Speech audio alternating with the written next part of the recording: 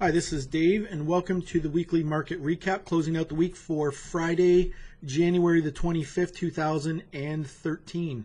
So the big news in the market this week, excuse me, is taking a look at the Dow futures on the daily chart is, the break of the recent highs. Now, all the stock indices, or at least the Dow and the S&P, have broken to new highs, and they really haven't looked back. They've just been kind of climbing this, the wall of worry, as they say. And, in last week's video, what we were talking about was, a retest. We were talking about a retest of those highs, and you can see all week, when we retested the highs last week, you can see Monday, Tuesday, Wednesday, Thursday, Friday, all we did was cruise higher all week. We closed above 13,540, let's say, and we moved up, roughly 300 points up to 13,800 to new intermediate highs in the futures market. So this is a really tough market to trade because, you don't really want to buy the first breakout. But at this point in time, I think what I'm looking at going forward is, I was looking for a pullback. We were talking about that last week where maybe we would come up through the highs, push through the highs, and then pull back to some support levels. We looked at some weekly signals, and let me just actually jump over to those weekly signals on the Darvish squeeze, and we can see kind of what's happening. This is Apple. Apple's been taking a real tumble. Let's look at the Dow futures on the weekly chart. You can see it on my Darvish squeeze. It fired a recent long breakout. And if I expand out the weekly chart, in last week's video, what we were talking about was the breakout and the possible pullback to weekly support somewhere down here and then a resumption. Now, we're not really getting that. So like in the last signals, what we talked about was, going back in history to look for a cue, what might happen going forward, look to the past to see what might happen in the future kind of thing. We had the breakout, we had the pullback, and then we had to move higher. Over here, the same thing. We had a breakout, a pullback, and then we had a substantial move higher. So this is a tough market because what we're doing is we're breaking out and we just keep going higher. So at this point in time, the way I would look at this market is I'm still looking for a pullback because I don't think it makes sense to get long at the highs. Let's take a look at the S&P futures on the weekly chart. Same kind of story where we broke out and we've just been chewing higher for 3 weeks now. The signal fired 3 weeks ago and we've just been chewing higher. So the risk in trading these kind of breakout moves when you're cautious is that you just might miss the move entirely. And, that's okay. That's part of trading. We've been watching this setup for a long time. And if we miss it, that's just part of trading. So if we take a look at the Nasdaq is a little bit weaker. We didn't have any Darvish squeeze signals, but we did have a break of a Darvish box on the weekly chart here. And if we look at the transports from a Dow theory perspective, transports are confirming.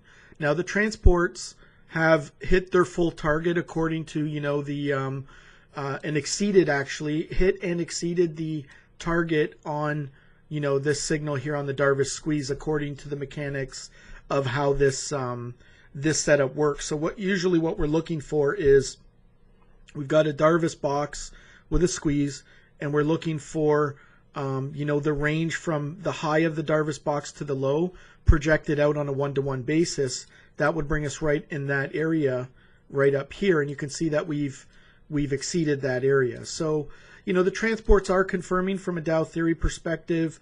Just when things look their worst, markets are breaking out. This is pretty typical. This happens if you go back in history, it happens quite a bit. So let me just jump back to our more traditional charts. And based on that, what I'm looking for, I was looking for a more substantial pullback, but the immediate resistance level was around 13,538 in the Dow. And the way that I think this needs to be treated is, we were looking for a substantial pullback down to, a support level. But if you spend enough time above a resistance level, this resistance level now is support. So let me just actually change the color to reflect that. So this is now support. We've spent an entire week above it, and we've closed decisively above this support level. So now what I'd be looking for, still looking for a pullback, even if we go higher, but I want to see if it's going to come and flush all the way down and retest the breakout point. And maybe that would line up with a rising 20-period moving average, you know, or just, you know, a flush down to this immediate, this is the major support now at 13,540-ish. So that's kind of what I'm looking for. You've got a clean break, look for a retest of the breakout point. Now, it's still possible that this scenario could happen where you even break, you know, you want to look for support here because we've spent enough time above it, but it could even, you know, flush down into some more major support levels. So, I mean, essentially, I'm still looking for a pullback. The question is it going to break out? I mean, pull back, is it going to pull back to this support? Is it going to pull back to a rising 21 exponential moving average? Is it going to pull back to, you know, a trend line? Just have to kind of wait, watch the levels, and you don't want to buy it right into the level. What you, in my opinion, what I want to do, not what you want to do, but what I'm looking for rather is, you know, to hit a level that I'm interested in, and then to see if we're going to find support off of that level on a lower time frame chart, see if we're going to hold, and then, you know, then the risk is established. You know, you can say, okay, hit that level, let's say on a 5-minute chart, it put in a lower high, then you know where your risk is. Your risk is below the low of that 5-minute chart, for example. So that's kind of how I'm looking at this and how I'm treating it. We've spent enough time above this level that this is the immediate support now. If we break that level, then I'm looking at, you know, some other support levels either on the weekly chart or on the daily chart in terms of trend lines or 20-period moving averages on the weekly chart. Hope that makes sense.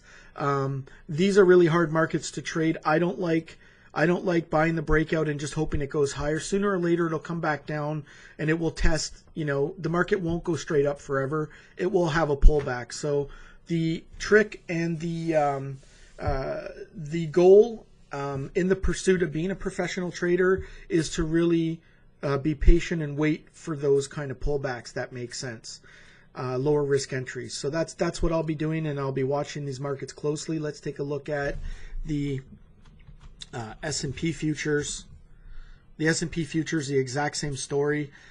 This applies to both the S&P futures and the Dow. If you look at, you know, the trending indicator is full bore higher. And if you look at the stochastics, both the fast and the slow, they're buried to the high side. So at this point in time, you know, I'd like to see this thick blue line, which is the slow stochastic, at least pull back, you know, down like this kind of scenario where you get, you know, a definite pullback. So the ideal situation would be pull back, you know, below the 20 line here on the fast stochastic and into a support level. So you want a support level up here, and you want, you know, a statistically oversold on, you know, the fast stochastic. So everything's bullish here. Everything's bullish, but it's just really overdone. So if we look at the Nasdaq as well, taking a look at the Nasdaq, I said, okay, there. Taking a look at the Nasdaq. So the Nasdaq is a lot weaker than the other markets. It's probably as a result of Apple, but you can see here from this high, okay, from this high to this low, you know, we pulled back up and we're holding above this 61.8% retracement, which is your line in the sand between, you know, long and short on a fib basis. From a Fibonacci kind of perspective. So I want to see if it's going to hold this 61.8% retracement and, you know, push off and maybe at some point come up to retest these highs. So you can see here the Nasdaq already had, you know, this situation that we were looking for in the Dow and in the S&P, where you've pulled back, you know, to the lower range of the fast stochastic. So this would be, you know, a more advantageous entry. Having said that, looking at what the other markets are doing, I wouldn't be interested in buying that pullback. So let's take a look at the transports quickly. Transports. So look at the transports. I mean, that is an uptrend and a half, and you can see all cylinders are, you know, firing to the long side. This is kind of interesting. The volume down here. The MACD is way overdone from an oscillator perspective. The stochastics are way overdone from an oscillator perspective. Trending indicator, you know, really to the high side. So if we look at if we look at the transports, they're really strong. They're confirming. They broke out of this immediate resistance back here, going back about 2 weeks ago. So that's kind of what I'm looking at for the transports. This looks really, really strong. I would expect a pullback at least to the 20-period moving average, this white line down here, to look for, maybe a pullback and a resumption. But this is really, really overdone. And you can see, it's kind of going hyperbolic here, the angle of ascent. So, this is really overdone in my opinion. So let's take a look at some key currencies and then we'll wrap this video up. Okay, so that was the transports. Now let's take a look at the US dollar index. So the US dollar index is really in this, it's both in a wedge type pattern and in a just, a sideways consolidation. So if we take a look here, it's still, just holding support at just above 79, and we've got resistance, just above 80 in the dollar index. So really nothing interesting to report here, except that it looks as though, it's building like a long-term sort of basing pattern. You've got a low, you've got a higher low, you've got another higher low here, another higher low, and it's, it's just kind of coiling up and building up steam. So if we break out of this range decisively, that's really going to tell us where the dollar index wants to go, and essentially is going to be a big driver going forward if we do, break one of these support or resistance levels decisively. So that's something we're keeping an eye on. I don't want to try and hazard a guess on which way it's going to go, but we're keeping an eye on it. So let's take a look then at the euro. Let's see, the euro futures at EC. So strangely enough, the euro futures are, they're really bullish, and with the amount of movement, in the euro, I'm surprised that the dollar index is just kind of holding on tight there. So if we look at the euro's been in an uptrend here, we're putting in a series of higher lows. We held the key $1.30 level. That's the key. That was the key support resistance level going back that we've been talking about. And we held this $32.82 level that we've been talking about. And you can see here we were in this, we were sort of in this box range. And on Friday we broke out of that box range to the high side above $1.3420, and it looks like we went above $1.3460, 70, 80, that type of level. So not really much to report, except that we are in. Obviously, we're bullish on the euro here, but it looks a little bit overdone to me, because if you go back, you can see you've got resistance in the background. This is the resistance that we just broke right here, but you've also, your stochastics are overdone here in the short term. So, a push higher and a pullback would kind of make sense. But at this point in time, I mean, let's just kind of zoom out and see where the next major resistance is in the euro. Next major resistance is about $1.3523, right at these highs. We've got them marked here. So we're $1.3464 closing on Friday, and you've got $1.35, let's say $1.3520 overhead resistance. It looks like it might be fairly strong resistance, because you have the swing point here, and then you've got this, this congestion area going back, going back in time. So, and you can see it coincides with some of these levels going back here.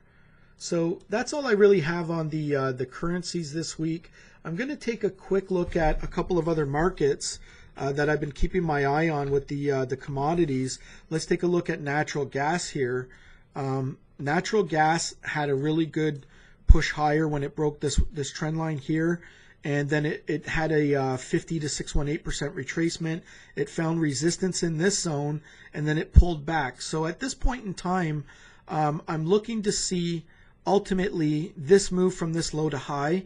If it will hold $3.26, $3.27, which is the breakout, and we put in a lower high and then push off, then I'm looking at a trend change here on the natty gas. So at this point in time, we found resistance at the obvious fib levels. We really need to see where that lower high is going to come in. And we had, this kind of drawn on the chart, what we were looking for before back here. We actually got it here this week. So what I'm really looking for is it to hold. We've got the pullback here, but I'd like to see it kind of put in a W pattern where it has one move, another move lower into, more of a support level, let's say somewhere in and around these fib levels, and then find support and then push off. That's kind of what I'm looking for. But having said that, we had a pretty decent pullback in the stochastics, and we had a pullback to logical support at the 21 exponential moving average. So the question is, if it holds this area and it pushes off, is this going to be support, or is it going to pull a little bit lower and then push off? So I'm still bullish on the natural gas. I like the pattern, and I think that we're due to put in a lower high and then push higher. That's kind of what I'm looking at. Let's take a look at the crude oil. Crude oil broke this long-term wedge pattern here, and it is really just coming into, fib resistance here at the 50% measured from this high to this low. So at this point in time, I think we hit around 96.50 or something intraday on Friday, or earlier in the week rather, and the immediate resistance is at the 618 level, which is a logical level that lines up with these swing points, with this trend line here, and with the the psychological $100 a barrel level. We really need to get a decisive close over $100 a barrel in order to get anything going on the crude oil. So I'm net bullish on crude, but that is the obvious resistance, and it's really going back, it's been pretty strong resistance. So I'm looking at that level. Let's take a look at the gold futures. So the gold futures look interesting on the bullish side.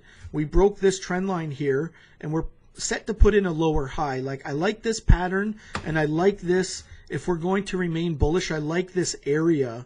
I'm thinking of actually taking a swing trade in here, but what I really need to see here is I want to see it hold this 618 decisively, and I want to see it hold this trend line. So we're right in a good area.